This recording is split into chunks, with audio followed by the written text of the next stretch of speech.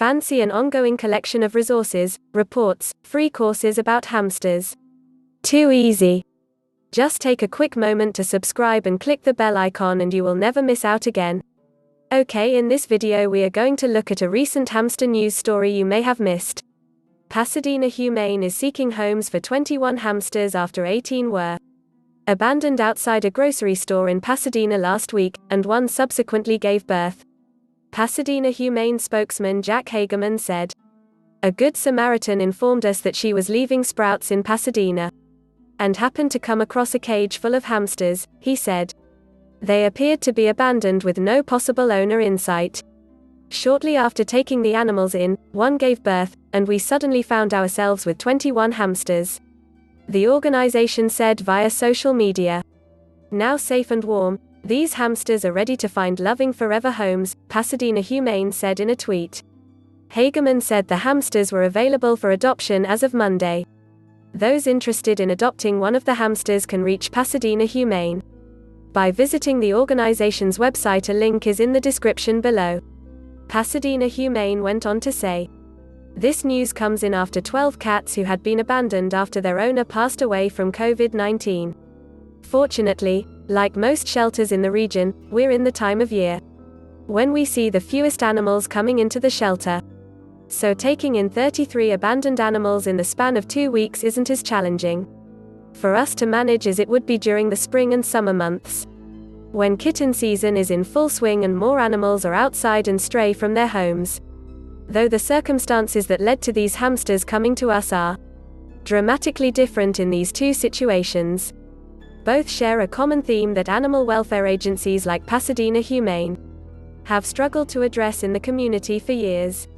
In both situations, pet owners probably started out with the best of intentions to love and care for their pets long term.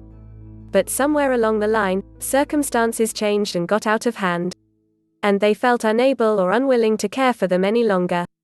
Rather than reaching out to ask for help, pets are left abandoned, very often intentionally anonymous, without a word or any clue of the animal's past history.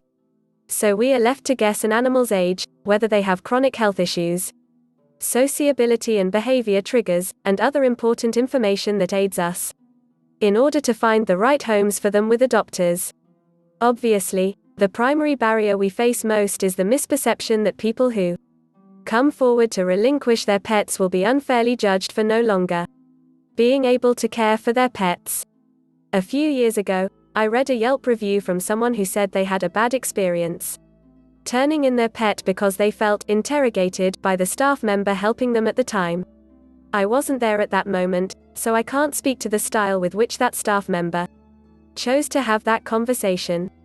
But what I can say is that over the last couple of years, we have worked really hard to train our staff to engage in intake conversations with people in a more compassionate, non-judgmental way.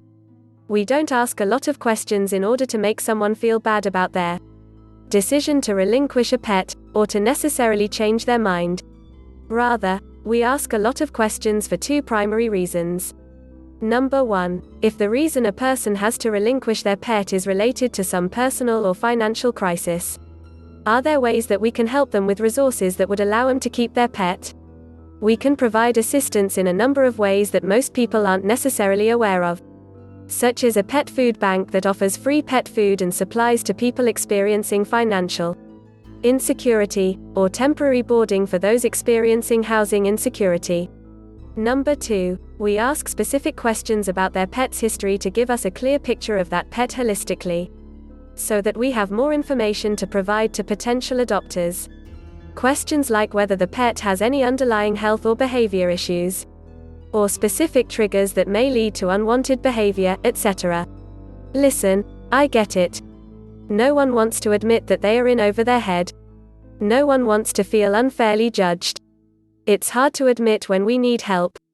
So I understand that for some, it's emotionally easier to abandon a pet anonymously than have to face possible judgment, penalty fees, or punitive treatment of any kind. Changing this cycle starts with us as animal welfare professionals.